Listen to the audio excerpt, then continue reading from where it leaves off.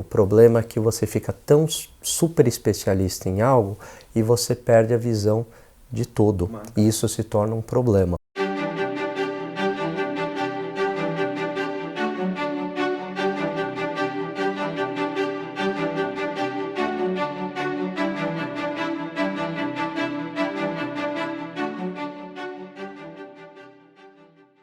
Seja muito bem-vindo a mais um Aviso aos Navegantes. O candidato de hoje é economista, doutor em finanças pela USP, pela Universidade de San Antonio, no Texas. Ele é professor e também é colunista no Infomoney. Bem-vindo, Alan Gunning. Muito obrigado, uma honra estar aqui com você, Jonatas. Eu acompanho o Tradutores de Direita, gosto. Tem vídeo, inclusive, que eu uso nas minhas aulas. Então é uma honra estar aqui com um canal que eu aprecio tanto. E a gente fica muito honrado, porque o nosso objetivo com o canal é exatamente esse, que é providenciar e prover para as pessoas com muito mais capacidade do que nós o material que eles precisam ali para fazer o trabalho deles. Para começar já então, para que as pessoas entendam um pouco mais, é tradição aqui no programa que a gente deixe o entrevistado se apresentar rapidinho para as pessoas entenderem o contexto da nossa conversa. Então, por favor, conte para a gente aí. Legal. Então, olha só, eu me formei em economia pela USP, fui trabalhar numa consultoria macroeconômica, consultoria aí famosa, né, a MCM Consultores, e paralelamente eu tocava uma vida acadêmica, né? Então eu comecei dando aula em cursinho pré-vestibular para pessoas carentes de baixa renda, isso em 2002, ainda durante a faculdade, até 2008, né? Então eu tinha essa atividade de mercado, né? A consultoria falava com fundos, corretoras, bancos, eu respirava economia e dava aula de geopolítica nesse cursinho pré-vestibular, o que era um grande desafio, porque eu tinha lá as minhas convicções, o que eu acreditava e eu tinha que passar a matéria do jeito que ela caía no vestibular para o aluno passar. Então era um grande desafio. Muito bem. E aí eu tinha sempre essa veia acadêmica, né? Gostava muito de dar aula, resolvi tomar uma decisão de partir para um mestrado, aí fui fazer um mestrado em finanças na USP, aí comecei a dar aula em faculdade, pós-graduação lato sensu e tal. Depois emendei o doutorado, né? E aí no doutorado na USP fiz o sanduíche, morei um tempo nos Estados Unidos, né? No Texas, em San Antonio. Então eu fiz parte da minha pesquisa lá na UTSA, né? Universidade de Texas em San Antonio.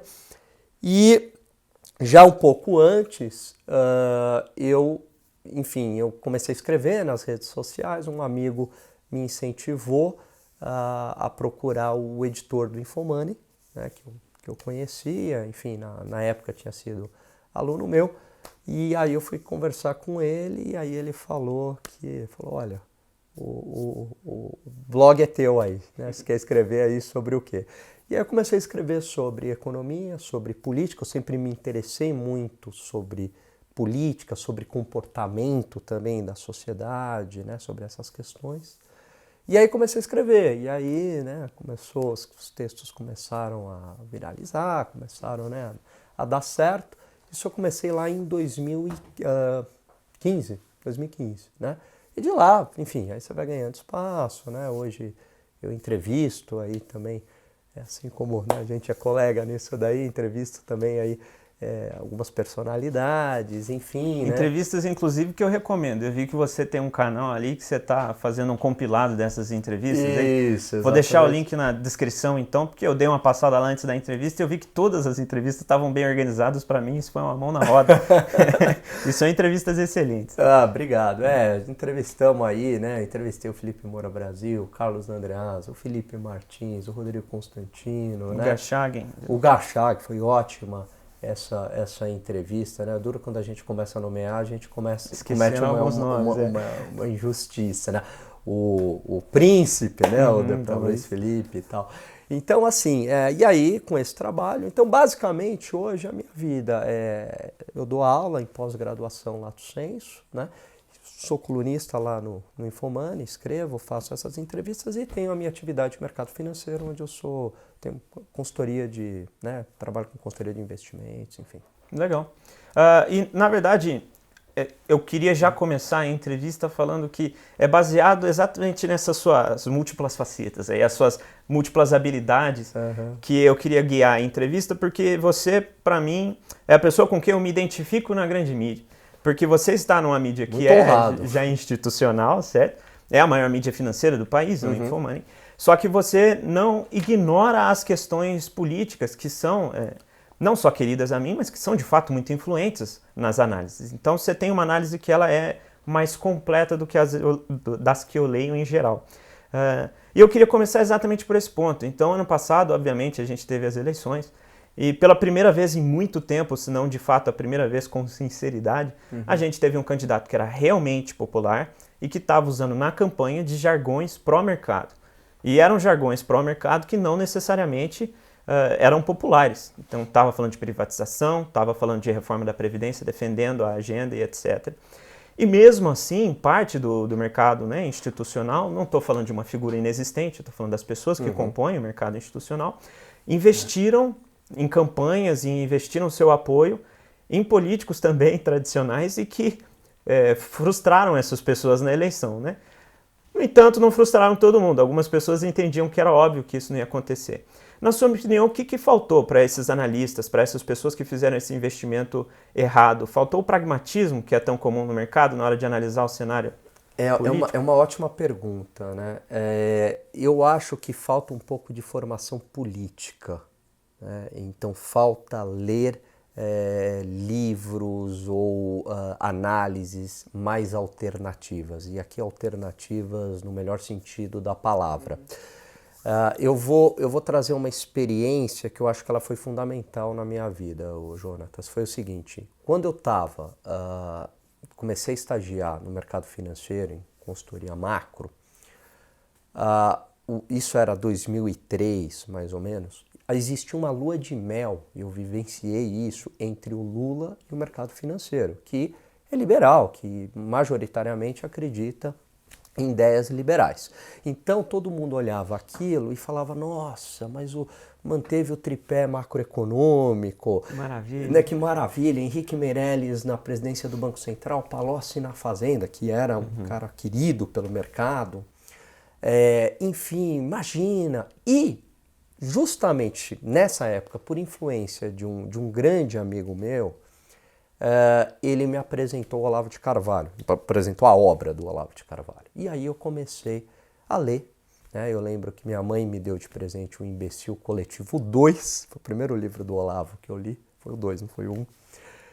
E ali eu comecei a ler o Olavo e eu falei assim, peraí, mas o que esse cara aqui está falando faz sentido.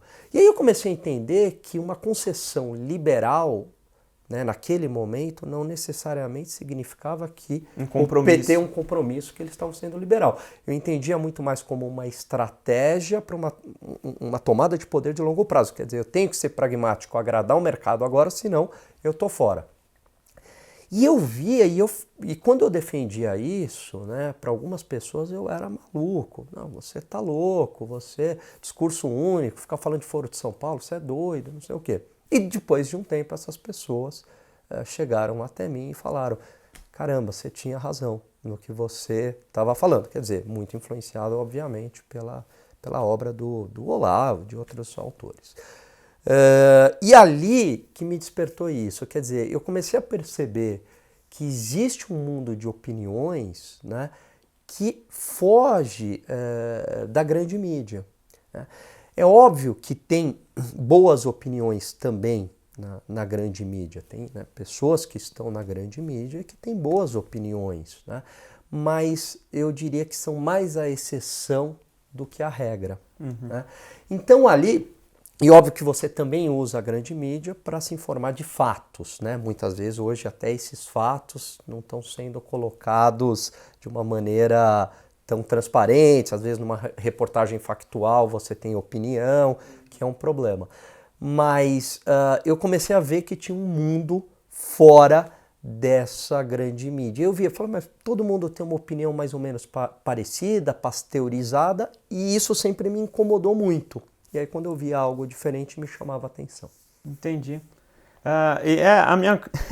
Meu comentário é exatamente esse, que o engraçado é que você já me deu até a solução pro pessoal, mas exatamente o comportamento seu ali, ele foi o oposto, enquanto o pessoal estava se, digamos, retroalimentando com a mesma opinião, né? Então aquele mesmo discurso, o que vai ganhar as eleições é o ódio ao PT. Então a gente tinha várias opções de ódio ao PT, qual dessas opções de ódio ao PT vai ganhar as eleições, né?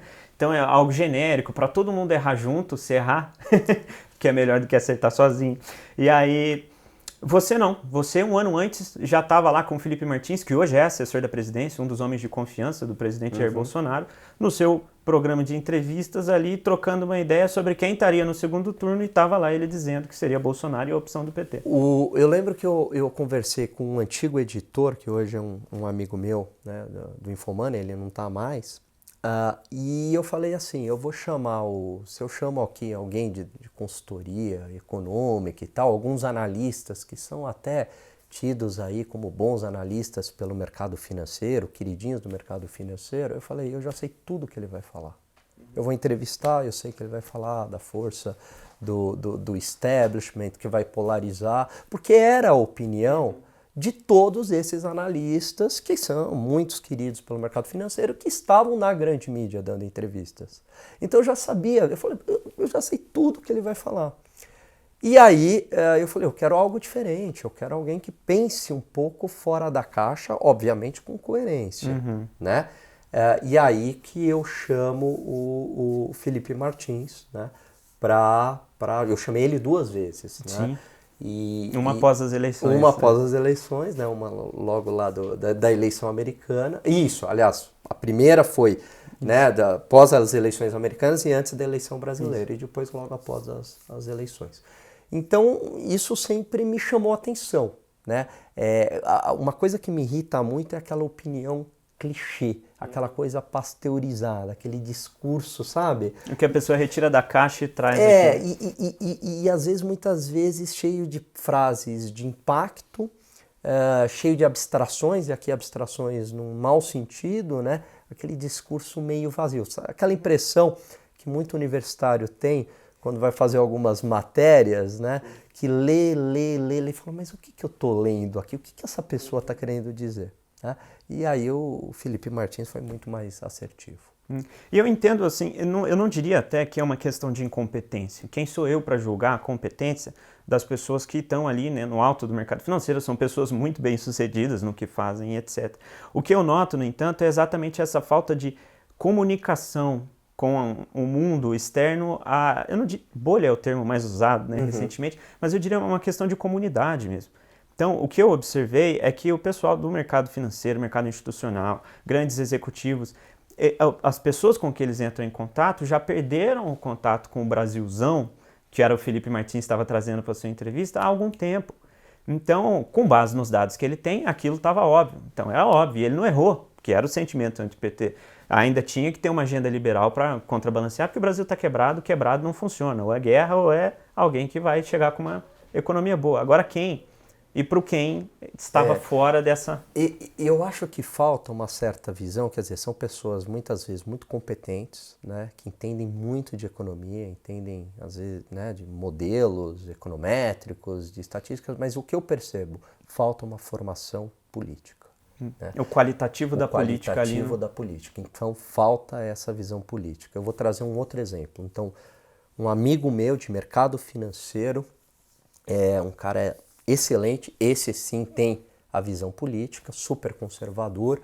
E um outro dia ele deu já faz tempo, ele deu uma opinião conservadora em relação a casamento gay. Né?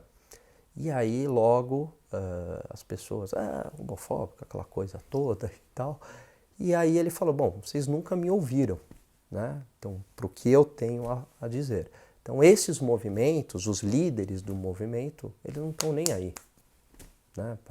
O argumento dele, para gay, tal. Eles estão com a ideia de destruição de família, né? Quer dizer, tudo vira família, se tudo vira família, nada mais é, nada mais é a família. E a família é a principal instituição de resistência numa sociedade. Né? E aí, quando ele fala isso, as pessoas, caramba, esse cara está falando algo completamente inédito.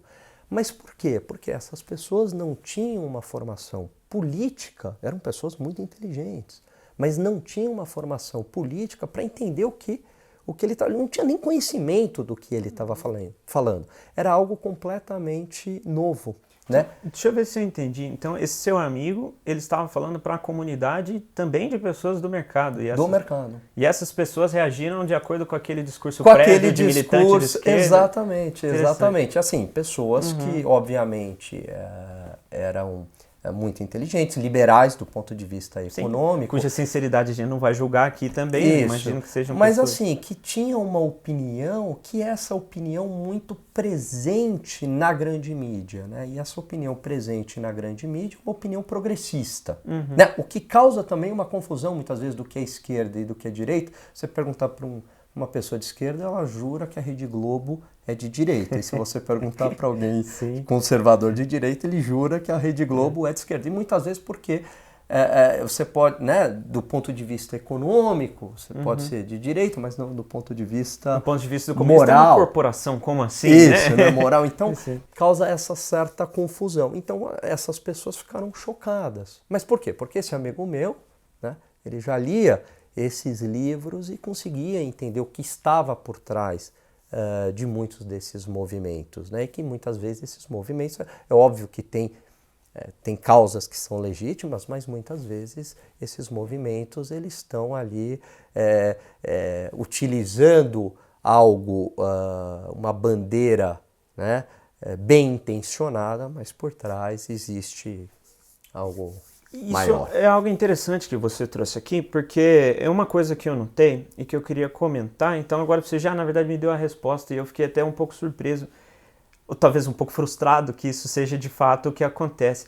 Que as pessoas, então, que elas estão, né, elas povoam aí a parte de pessoas bem-sucedidas no mercado financeiro, ou mesmo no mercado empresarial, que elas ainda se informam pela nossa mídia aqui.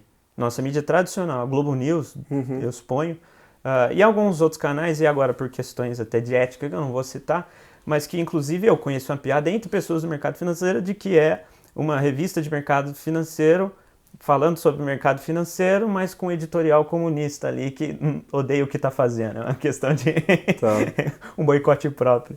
E de fato, eu falo, como assim? As pessoas não percebem isso, então elas simplesmente se alimentam com aquilo e não veem. Essa é a impressão que eu tenho, Jonatas. Eu dei uma palestra, foi um grande desafio.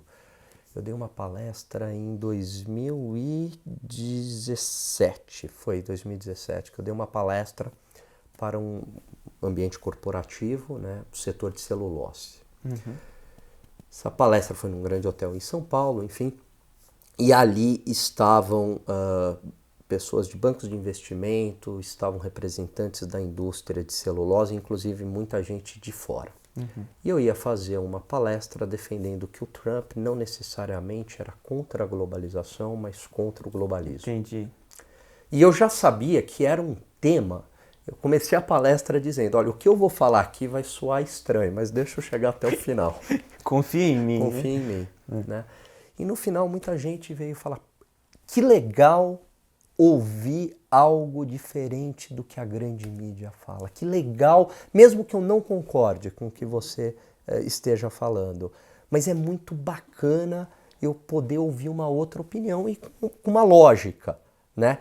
Então o que acontece? Todo mundo chega em casa, vê o mesmo jornal, lê o mesmo jornal, todo mundo acorda de manhã, né? Então, não estou falando, né? Tem, como eu disse, tem uma parte boa nesses veículos, pode ter reportagens ótimas, né?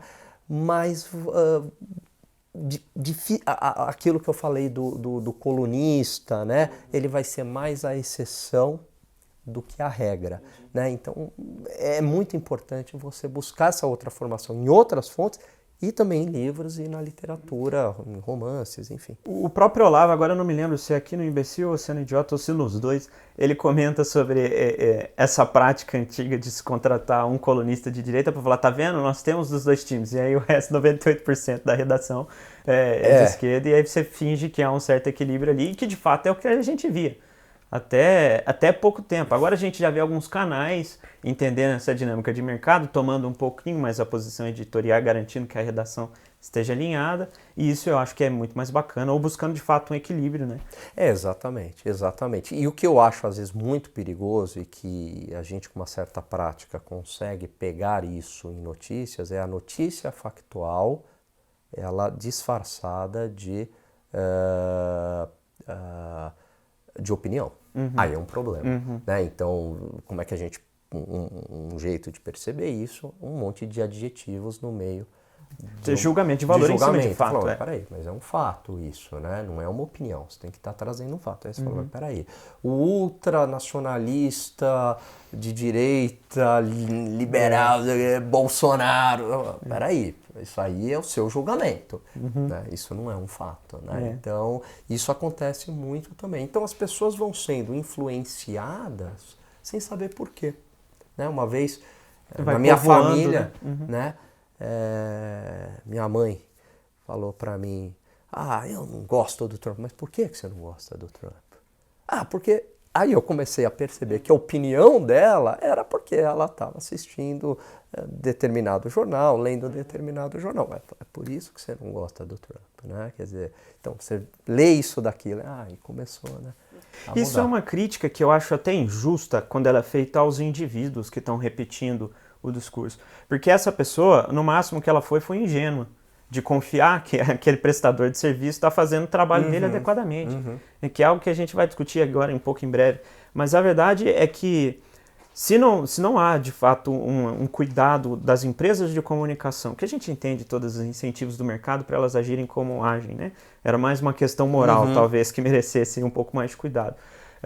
Mas se não há essa busca por uma justiça, eles estão, de fato, traindo toda a população brasileira. Até porque, querendo ou não, mesmo os nossos colegas do mercado financeiro, eles precisam se informar de notícias brasileiras, tanto quanto notícia internacional. E onde eles vão buscar? Nesse veículo. Então, tem que ser e tem que fazer um trabalho bem feito. Exatamente. Agora, também assim, né, eu estou falando assim, uma boa parte do mercado financeiro, eu acredito que falta essa visão política, né? Então fica muito apenas na visão econômica, acreditando que o pragmatismo, a racionalidade econômica vai prevalecer. E não é assim. Está estrito no bicho econômico. Tá. Então, assim, olha, o Lula lá em 2003 tomou umas medidas econômicas, portanto, o PT, o Lula está sendo liberal. Não. Né? Calma, tem que analisar o contexto maior, holisticamente, perfeito. E agora, tem muita gente boa também, né? E que começa, e que enxerga diferente, e que lê outras obras, né, e que também traz isso para dentro do mercado financeiro, e que lê Taleb, né, e que lê, enfim, Olavo, enfim, e que acaba tendo essa visão política também. Eu lembro que durante o processo eleitoral, acho que circulou um vídeo de um senhor de um banco de investimento que ele crava a vitória do Bolsonaro. Ele fala, vai ser e tem que ser no primeiro turno, não, meio teatral, enfim, né? E ali ele crava. É um cara de um famoso banco de investimento. Né? Legal. Eu acho que também não pode ser injusto de dizer que se há uma porcentagem da população, acho que tem mais, ou a capacidade de fato já estar mais instruída na elite também, porque eles têm acesso, né? Eles que vão ter os recursos para buscar. A questão é uma preocupação, na verdade, exatamente porque era o que a gente esperava, né? E aí a gente não encontra, então... E assim, né, quando a gente fala assim, muita gente... Lógico que sempre tem uma minoria que lê outras fontes, né, fontes mais alternativas, enfim. Mas o que eu percebo majoritariamente, né, a maioria, tanto no mundo corporativo e também aí pegando, né, o mercado financeiro fazendo parte desse mundo corporativo, é a falta da visão política, do interesse político, né? E de ler aí sempre as mesmas fontes. Aí todo mundo acaba tendo a mesma opinião. Né? E era por isso que essa ponte que eu queria fazer aqui, eu até anotei para não deixar de comentar. Em primeiro lugar, que você trabalha num dos maiores, no maior veículo financeiro do país. E que você então está fazendo esse trabalho, que é exatamente tentar mostrar para os seus colegas que tem algo a mais para explicar, tem outras razões. E você escreveu o texto logo após a eleição do Bolsonaro, dizer, não existiria, eu até anotei aqui no nome, não existiria Bolsonaro presidente sem Olavo de Carvalho. E aí você faz essa análise, ela tem um artigo curto, razoavelmente curto, bem objetivo, mas ele traz esse cenário traz uma racionalidade, né, por trás. Foi isso que aconteceu, pessoal. Não tem como ter, quando não é o sentimento anti-PT, tem uma onda conservadora surgindo. É isso aí. Olha só que interessante, né? Quando eu escrevi esse artigo, eu recebi algumas críticas dizendo assim: eu nunca ouvi falar do Olavo de Carvalho e votei no Bolsonaro. O porteiro do meu prédio votou no Bolsonaro e nem sabe quem é o Olavo de Carvalho. Eu falo, muito bem. O sindicalista ali também nunca leu Karl Marx e muitas vezes nem sabe quem foi Karl Marx. Mas ele é influenciado até hoje, né, décadas depois, século depois, pelas ideias de Karl Marx. Né? Uma feminista universitária, ela é influenciada, defende o feminismo, defende aborto. Enfim, toda a visão histórica que ela tem, né? Exatamente, sem nunca ter lido nada ou sem saber de onde que veio aquela ideia. Sem nunca ter lido um intelectual que defende, sei lá, um aborto, por exemplo. Né? Então, a influência intelectual, ela vai se disseminando na sociedade. Então, qual era o meu ponto, né? O meu principal argumento? Se fosse apenas antipetismo, então por que não foi o Amoedo? Por que não foi o Meirelles? Por que não foi o Alckmin? Por que não foi o Ciro? Né? Se fosse antipetismo. Mas por quê? Porque também era uma condição necessária o antipetismo, mas não suficiente. Porque se fosse suficiente, seria qualquer outro candidato. Não foi. Né? Porque havia um ambiente conservador no Brasil. Todo mundo queria um candidato conservador. E o Bolsonaro capitaliza isso muito bem. Quem que proporcionou esse ambiente conservador, sem dúvida alguma, né, e influenciou uma geração. Né? Eu não fui aluno direto dele, mas teve influência sobre mim, que foi o Olavo de Carvalho. Né? Então, assim, hoje a gente tem pessoas importantes na grande mídia e que foram alunos dele. Felipe Martins está no governo, Felipe Moura Brasil é diretor da Jovem Pan. Né? Então, e eles são formadores de opinião. Bruno Garchag, né? Não sei se foi aluno, mas teve fatalmente... Teve contato, Alexandre Borges, antes na Jovem Pan, o próprio Carlos Andreasa, editor do livro dele. Enfim, então, assim, essas pessoas, elas acabam também formando muita opinião. Né? Não, obviamente, elas não estão replicando o Olavo, mas há uma influência. Não é uma obediência de cartilha. Exatamente. Que nem a da esquerda, né? Mas ele tem um conteúdo intelectual que ele foi provido. Né? Perfeito, e aí adapta ao seu jeito, né? E dá também a sua contribuição. Então, o trabalho dele, e aí em duas pontas, né? De mostrar a importância do conservadorismo, então tem esse trabalho dele, e por outro lado, ele tem um trabalho também de apontar onde o PT queria chegar. Né? Então, começa a falar de Foro de São Paulo, de financiamento para Cuba, Venezuela, enfim, esse projeto totalitário que depois os fatos vão mostrando que ele tinha razão, né? Então... E engraçado é que, de fato, em 2015, quando você começou a escrever para o Infomani, como você comentou, já existiam naquelas passeatas para derrubar a presidente Dilma placas escritas, essa frase que virou um lema da política nacional. Olavo tem razão. Olavo tem razão. E, de fato, Bolsonaro, se ele tem um valor... além, obviamente, das características pessoais dele ali, mas politicamente, se ele tem um valor que nenhum dos outros candidatos teve, foi de identificar essa questão. Então, a humildade que ele teve de entender que as pessoas elas estavam reagindo a algo maior do que só o coisa do partido, e que ele se identificava com elas, também sem saber o porquê, mas foi procurar entender, conheceu o Olavo de Carvalho, entendeu o respeito que ele devia, né, ao movimento conservador, foi, acho que, vital para ele chegar onde ele chegou. E, Jonatas, olha que interessante, né? O próprio Bolsonaro reconhece isso. Né? Quer dizer, as pessoas falam, não, mas o Olavo não tem nada a ver, o Olavo teve, sei lá, tem não sei quantos seguidores, o Bolsonaro teve não sei quantos milhões de votos. Não, mas o próprio Bolsonaro coloca lá no primeiro discurso dele o livro do idiota, né? O mínimo. Então, assim, ele mesmo nos discursos, e os filhos... eles entendem que essa influência do Olavo ela foi fundamental para quebrar essa hegemonia cultural de esquerda que existia no país.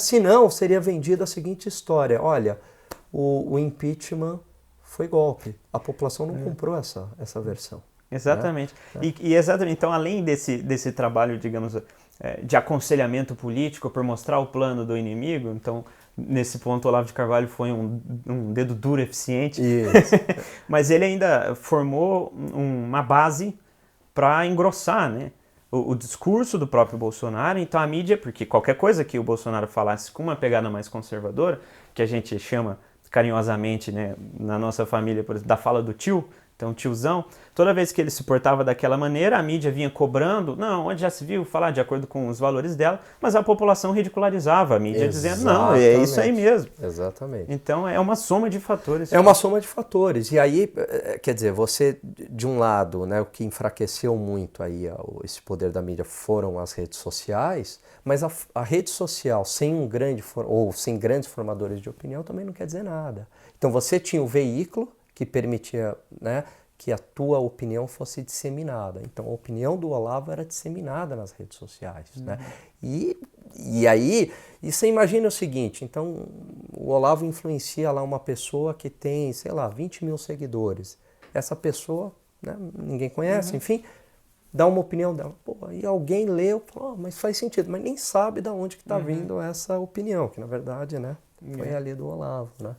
Então, não basta ver o que os grandes intelectuais, né, eles, pro bem e pro mal, né, como eles influenciam comportamentos, valores, opiniões na sociedade. Né? E eu vou pegar esse gancho que você falou do bem e pro mal para introduzir, de novo, não para você, mas não para o nosso público sabe muito bem que nós traduzimos esse livro aqui, é um livretinho do David Horowitz, complemento de um livro grande dele, quase um manifesto. E ele chama do Partido das Sombras ao Governo Clandestino. E nesse livreto, que é um complemento, ele é um complemento exatamente porque aqui ele fala especificamente como George Soros, que é um nome muito conhecido do mercado, praticamente comprou o Partido Democrata.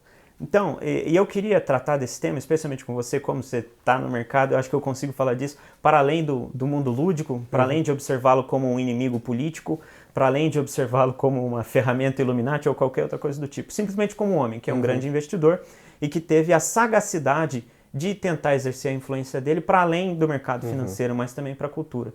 E ele provou como é eficiente. Então, em 2008, né, a primeira eleição do Obama, o Obama ele não era o candidato do establishment democrata, era a Hillary. A Hillary só teve a permissão dele para concorrer agora contra o Trump. Então ele mostrou como fazer, ele conseguiu colocar o cara dele lá e o cara dele lá ficou 8 anos. Passou parte da proposta dele e é muito interessante, é lógico que o resto, para quem quiser saber, vai ter que comprar o livro, vou deixar o link na descrição. Só que lá nos Estados Unidos não é só o Soros que faz isso, né? O Soros faz no mundo inteiro, inclusive no Brasil. Mas lá nos Estados Unidos, por exemplo, a gente tem a figura dos Koch brothers, né? Eles são os irmãos Koch, que eles financiam o Cato Institute, que também é um instituto, um think tank reconhecidamente influente, na filosofia e na política americana. Então, há essa disputa, o mercado financeiro entende que ele não pode ficar de fora da política. O que você acha que falta para os brasileiros entenderem isso também? Que para o mercado livre ser preservado, ele precisa financiar pessoas que estão passando essa mensagem. Com certeza, né? Eu acho que falta um entendimento. O que eu percebo assim, né, ô Jonatas, voltando de novo àquela crítica que eu fiz, que falta a visão política, a visão de cultura. Então muita gente fala assim, olha, eu sou a favor do livre mercado, de capitalismo, etc. Mas cada um faz o que quer. Cada um faz o que quer. Se quer abortar, você aborta. Se você quiser... casa com quem você quiser, se quiser usar droga, você usa. Não, cada um faz o que quiser. Só que o que falta para essas pessoas entenderem? Que uma sociedade, uma civilização, ela se sustenta não apenas com o livre mercado, né? Aliás, o livre mercado, para ele ocorrer bem, ele precisa também de um ambiente de confiança, um ambiente institucional, né, para que ele possa florescer. Então, falta entender que essas discussões culturais não é paranoia, não é briguinha, não é nada disso. Essas discussões culturais, elas são muito importantes. Isso não quer dizer que a economia também não seja muito importante, né? Mas essas questões de longo prazo culturais, elas são fundamentais, né? A gente pega alguns países que têm uma cultura mais ou menos parecida e se desenvolvem. Outros países com uma cultura já, né, parecidas num outro sentido, não se desenvolvem, né? Você pegar a Síria e o Líbano, há tempos atrás eram referências no Oriente Médio. E de repente entra lá um islamismo ideológico, grupos ali tomando conta. Olha o que virou, né? Então, assim, olha a influência do ambiente cultural, né? Então, assim, falta esse entendimento, né? Os pilares da civilização, né? E aí eu acho que o Roger Scruton é muito feliz nessa defesa, né? Conservadorismo não é um negócio, né, bobinho, não, Careta, careta, muito pelo contrário, é o que garante o funcionamento de uma sociedade. Então falta o entendimento disso. Eu acho que a partir daí, quando começarem, principalmente a direita, a entender essa importância, aí sim começa a ocorrer, como você falou, né, patrocínios a esse tipo de fundação. A esquerda entende isso muito mais. Ela consegue entender o quanto que a cultura ela influencia na sociedade, né? E do jeito dela, né? Que para nossa desgraça, quando não é dinheiro internacional que eles conseguem, eles usam a própria máquina estatal para se financiar. Exatamente. E aí nós, por valor, não vamos atrás desse tipo de ferramenta. Quer dizer, nós não instrumentalizamos o Estado dessa maneira e aí a gente fica fazendo como consegue, né? Numa luta aí desigual. Eu entrei no site da George Soros, da Foundation, como é o Open Society Foundation. E eu entrei lá, e aí você tem lá para onde está sendo destinada as verbas, antes de hackearem, né? Porque quando foi hackeado eu também entrei para ver aqueles documentos, enfim, para escrever um texto. Mas depois eu entrei e ali, se você fizer uma boa leitura ali, né? Não sei o que, diversidade e tal, não, a verba não está indo para água e saneamento básico, né? Não está indo para questões concretas. Então ela está indo para esses temas, vamos dizer, mais ideológicos, né? E por que tanto dinheiro nesses, né, para essas áreas mais se não me engano, já ideológicas? 90% do patrimônio dele já foi designado. Já foi designado, né? Então, assim, a esquerda entende mais esse jogo cultural, quanto é importante, tanto é que há uma discussão que nas escolas, né, professores acabam influenciando os alunos, né, nas próprias universidades, na mídia, e de repente uma população inteira é contra ou tem uma versão da história, né, por exemplo, em 1964, né, acreditando que aqueles grupos, os grupos de oposição aos militares, lutavam por uma democracia e você foi doutrinado, né? Você não, enfim, não viu outro lado da história. Mas aí, olha a importância disso. Você criou todo um conjunto de massa de manobra, né, para uso político. Massifica, exato. Eu entendo, então, dessa sua fala que é uma questão do entendimento do valor da tradição, né, para a sustentação daquilo que ele alcançou. E aqui, de novo, de uma posição de humildade, até porque eu ainda desejo alcançar o que muitos deles alcançaram, mas eu acredito que especialistas em geral têm esse tipo de problema, porque eles são muito bons em alguma coisa. E o problema é que eles são muito bons em alguma coisa. E aí, de fato, você olha para uma pessoa que ela não tem nada de fundamento naquilo que você é bom, e você não consegue, sem um esforço, por causa da própria natureza do ser humano, tratá-la com respeito ao ponto de aprender algo que ela pode estar trazendo para você aí. Perfeito. E, no entanto, nessas eleições eu vi porteiro mostrando vídeo para patrão, com vídeo nosso ou com informações que o patrão nunca tinha visto. Exatamente. Olha que interessante que você falou. O livro Rebelião das Massas, do Ortega y Gasset, ele diz isso. Quer dizer, né, lá atrás, ele fala da figura do especialista. Ele fala que assim, o problema é que você fica tão super especialista em algo e você perde a visão de todo. E isso se torna um problema.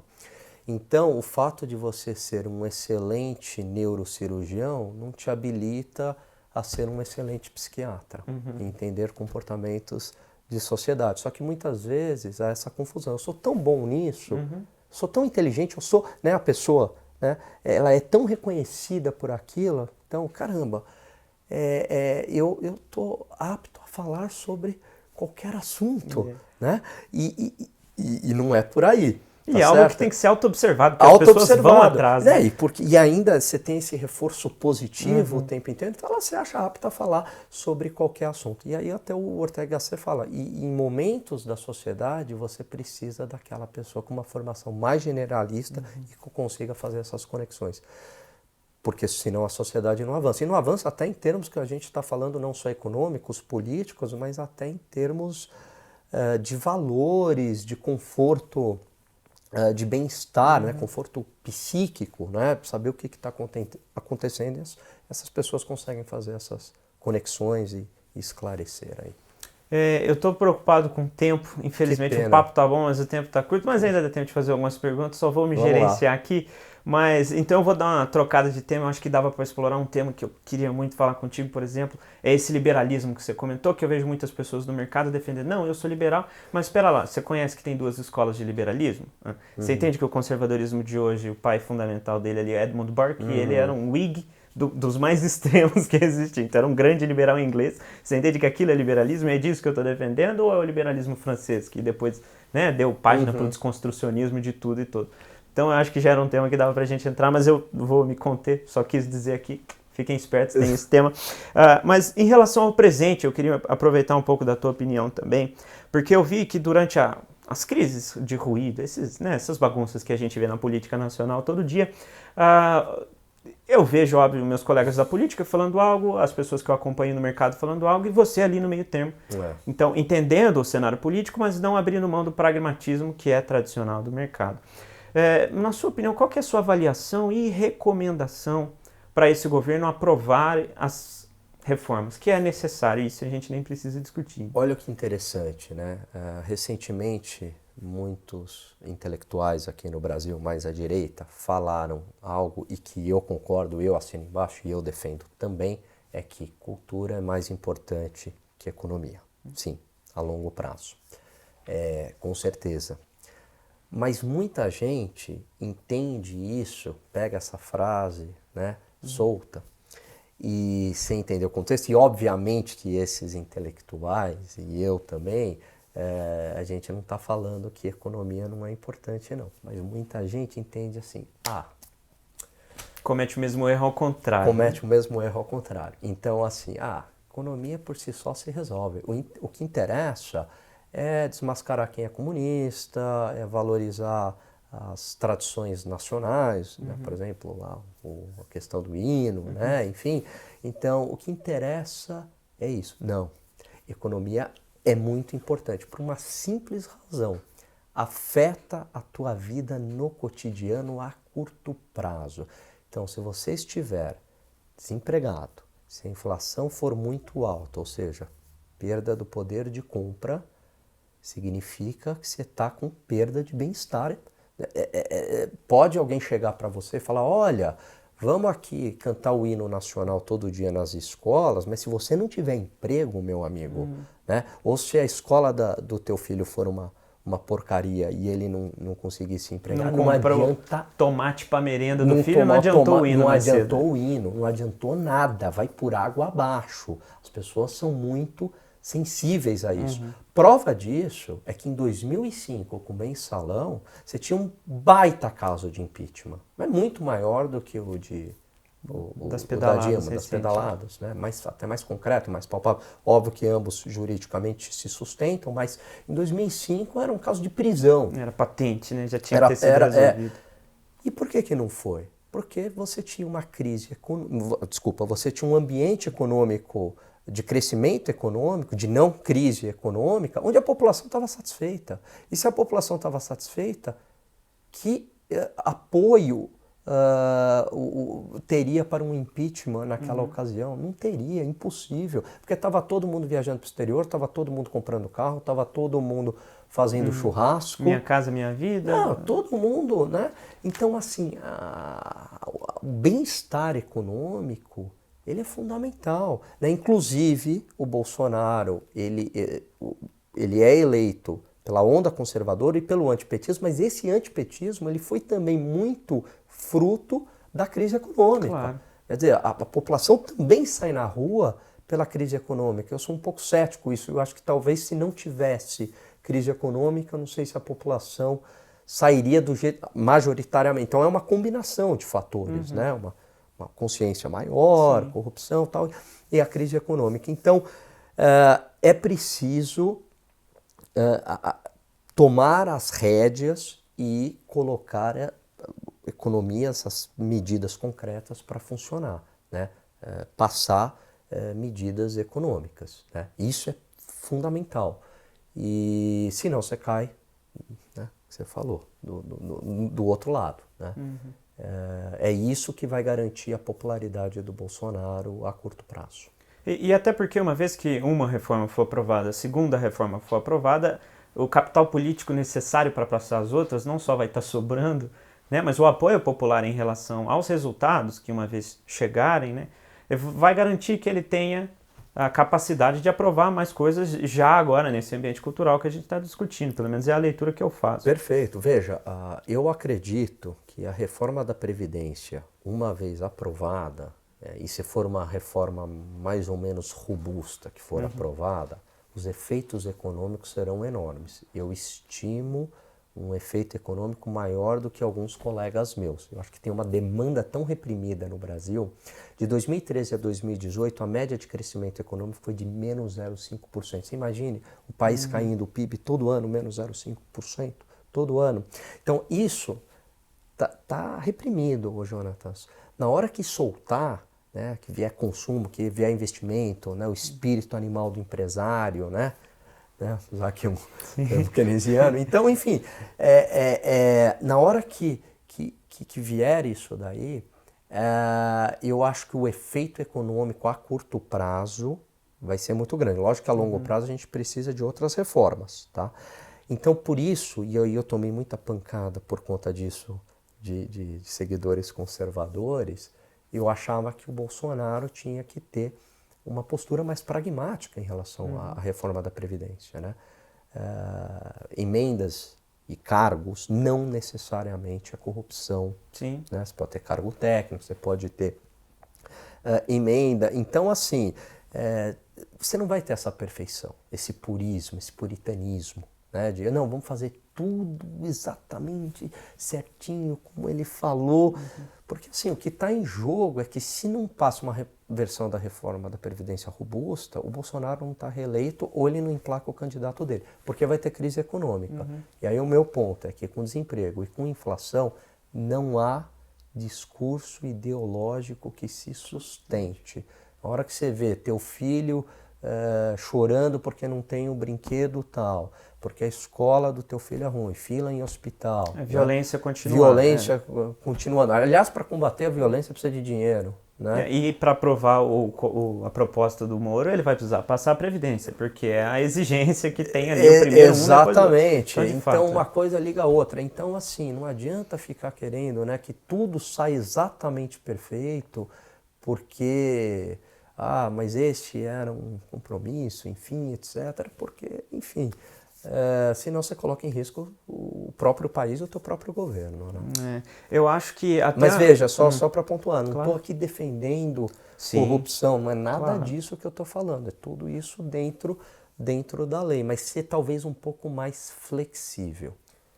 Digamos, ele mesmo, a própria figura do executivo, o Bolsonaro teria que julgar e começar a pesar e ver o que ele pode compromise, em inglês que a gente fala, né? Ceder para garantir isso primeiro e depois controlar. A gente está gravando isso aqui, vai sair muito em breve, é claro, mas tem uma crise recente aqui entre o Mourão e o Carlos Bolsonaro, né? Que eles estão discutindo aí semi-abertamente, né? Mas há uma questão sobre...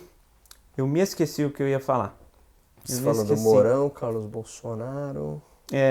sim. Saiu um vídeo do Olavo recentemente, que o Olavo estava comentando lá, acho que com o Bernardo Kister, inclusive, no jardim dele, dando uns tiros para cá, para lá, e estava comentando sobre a postura do Bolsonaro e estava xingando grande parte dos ativistas que entraram para a política de carona com o Bolsonaro e abandonaram o ativismo. E o próprio Dom Luiz, ele fez uma autocrítica, que eu não sei se foi justa, mas eu entendi o que ele estava falando, que ele reclamou, assim, estava num evento em que ele estava, assim que ele foi eleito, de que enquanto ele estava em campanha, tinham aprovado um envio de dinheiro para a Palestina lá, com uma desculpa esfarrapada, que ele tinha conseguido impedir enquanto ele estava no ativismo. Então, de fato, a gente perdeu grande parte de um corpo de ativismo, mesmo que fossem só repetidores, aí eu estou falando de fato, gente do PSL que botou nome ali, /Bolsonaro, coisa assim, para ir para lá e tinham páginas de 50 a 100 mil curtidas, etc. Mas essas pessoas que entravam lá, elas faziam coro de uma militância que talvez o Bolsonaro precisasse agora. Então, não só dos votos deles ali, que poderiam ser arranjados de outra forma, mas a pressão da rua, eu acho que ele perdeu um pouco. Então, agora na hora de exigir aquela postura por princípio de travar o pé, eu bati o pé, eu não vou fazer, porque se eu abrir uma concessão, vou ter que abrir outra, vou ter que abrir outra, vou ter que abrir outra. Há algum intervalo ali que ele teria que ceder porque falta o capital nas ruas. E ele já está, né? Se a gente pegar a tramitação da reforma da Previdência, ele já está cedendo, né? E aí eu ouvi já de fonte do governo, né? Não posso dizer quem, mas que há, sim, distribuição de cargos, não pelo Bolsonaro, não é o Bolsonaro que está fazendo, mas gente dos responsáveis da equipe dele. Então, assim, já tem, né? Alguma coisa nesse sentido, essa flexibilização. Você não vai... E aí que eu sou muito cético. E eu entendo também o comportamento desses conservadores, né, na internet. Eu entendo. Eu estava falando isso com o Caio Coppola, né, que eu entrevistei outro dia. A gente estava falando isso. Esse pessoal tomou pancada durante 13, 14 anos, né? Então, assim, e hoje você tem um fio de esperança, né, nessas pessoas. Então, dá para entender, muitas vezes, um comportamento um pouco mais, né, apegado ali. Mais rígido. Mas, né, o presidente, enfim.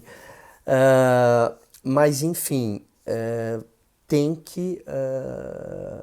alguma flexibilização você vai ter que ter, porque senão todo este projeto...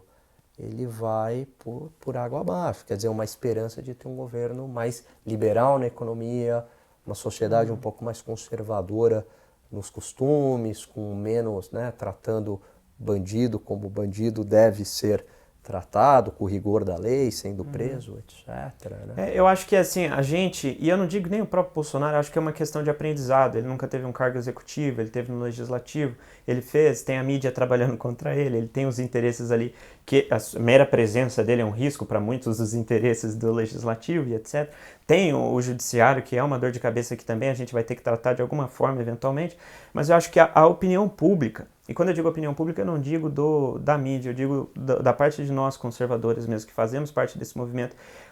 Tá na hora agora da gente aprender, porque a gente pegou o poder, certo? Então a gente colocou nosso representante lá. Mas está na hora de aprender o que fazer com o poder. Exatamente. E que tem que entender que a política, ela é um jogo de compromise. Ela é um jogo em que você precisa abrir mão de algumas coisas.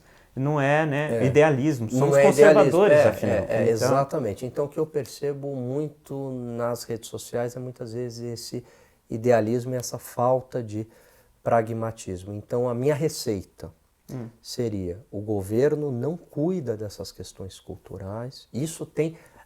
A questão cultural, ela não deve ser abandonada em hipótese alguma, né?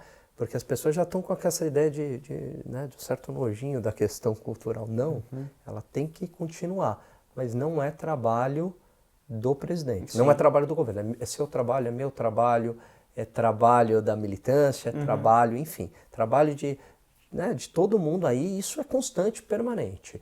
Agora, o trabalho do governo é gerar resultado, porque sem resultado econômico, sem redução de desemprego, né? A inflação está sob controle, mas redução de desemprego, algo desse tipo, o aumento da renda, não há discurso ideológico que se sustente. Né? É a sustentação de curto, médio prazo para o plano de longo prazo, que é a cultura. Exatamente. Assim como a cultura é o que vai sustentar a nossa cultura de mercado. É uma coisa, as pessoas veem isso como algo excludente, e não é algo excludente, né? Tem que andar junto.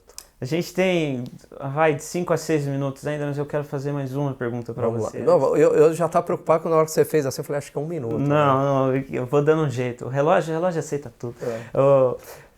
Quem tem que aceitar, na verdade, é quem está assistindo, né? Mas aí põe vezes 2 lá no YouTube e assiste rápido. O que você acha, aqui só pra gente encerrar mesmo, uma vez que você é professor, você, assim como eu, também deu aula em cursinho pré-vestibular para gente de baixa renda, de você incluir educação financeira no currículo de ensino médio? Eu acredito que seja ensino médio, seja o mais adequado mesmo. Acho fundamental. Acho que eu tenho algumas propostas aí para, se eu fosse um dia chamado para ministrar, né, para compor aí o Ministério da Educação. Eu acredito o seguinte, o que a gente quer ser daqui 20, 30 anos? Então, a Coreia do Sul era um país agrário, né, e aí tinha um projeto de país, e hoje faz smartphone, carro, enfim, compete aí com gigantes americanas, né? E passa aí pela educação. Eu acho que, primeiro, né, no Brasil, não se prioriza o ensino de base. Então, eu sou a favor de carregar muito em 3 matérias: português, matemática e inglês. Com essas 3 matérias, te habilita a você aprender qualquer coisa. Especialmente com a internet. Né? Especialmente com a internet. Se você tiver um bom domínio da língua portuguesa e matemática, raciocínio lógico, você aprende história tranquilamente lendo um livro. Agora, se você tiver um bom professor de história e aprendeu história, não necessariamente você aprende português e matemática, né? E aí eu acho que a gente perde tempo, perde recurso, um monte de matéria e muitas vezes dada de maneira ideológica, de uma visão única e com matérias que poderiam ser fundamentais como educação financeira. E educação financeira seria muito importante, Jonatas, pelo seguinte, né? Educação financeira passa por um princípio básico. Todo mundo acha que é uma coisa muito técnica, mas não, comportamental. A capacidade de guardar dinheiro. E a capacidade de guardar dinheiro se chama poupança, você poupar. Há estudos que mostram uma relação positiva, né, entre poupança e crescimento econômico, né? Porque um país cresce mais que um outro é um dos temas mais polêmicos na literatura econômica, mas talvez onde haja um consenso é a capacidade de poupança de um país. O Japão, os países asiáticos, enfim. Então, educação financeira seria fundamental. O brasileiro se endivida muito e isso desestabiliza a família, isso, né, a questão financeira desestabiliza. Inadimplência gigantesca no país. E a capacidade de poupança, se você poupa, você prospera. Então isso eu acho que é fundamental colocar isso em detrimento de outras matérias. Lembrando que muita gente quando discute educação, acha que dá para colocar tudo e tem para tudo. Não, tempo é escasso também, né? Sim. Então mais aulas. Hoje mesmo eu escrevi um Twitter sobre isso, quer dizer, mais aulas de sociologia, menos de matemática.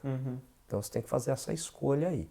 Então eu acho que para o atual momento faz sentido. Bacana. E então agora para encerrar mesmo, infelizmente não tendo dado conta de completar a minha pauta aqui, considerando que a gente conseguiu atingir os 2 públicos de interesse aqui, tanto o pessoal interessado em política quanto o pessoal interessado em economia, qual seria o seu aviso aos navegantes? O aviso aos navegantes, muito bem, o mar está turbulento, ele já esteve muito mais turbulento, eu acho que a gente já passou aí das ondas maiores, mas ainda o mar está bravo, tem muito o que se fazer, né? O aviso que eu dou é que o embate cultural, ele é importante, você lutar pelos aqueles valores que você acredita, eu acho isso super importante, não é um luxo isso daí, não é brincadeirinha, não é bobeira, mas isso acredito que não deva ser feito pela presidência da República, né? Eu acho que aí é a crítica e crítica construtiva. Eu apoio, porque defendi muito o governo, mas que o governo Bolsonaro governe para gerar resultados econômicos a curto prazo, o mais rápido possível e deixe essa questão cultural, às vezes perde muita energia com o Twitter lá que soltou e não precisava, e deixe essa questão cultural para a militância, para os formadores de opinião de direita, enfim, e busque resultado econômico. É isso que vai garantir apoio da população. Perfeito. Muito obrigado. Eu que agradeço, foi um prazer enorme, ótimas perguntas e sou fã de verdade dos tradutores de direito. Obrigadão.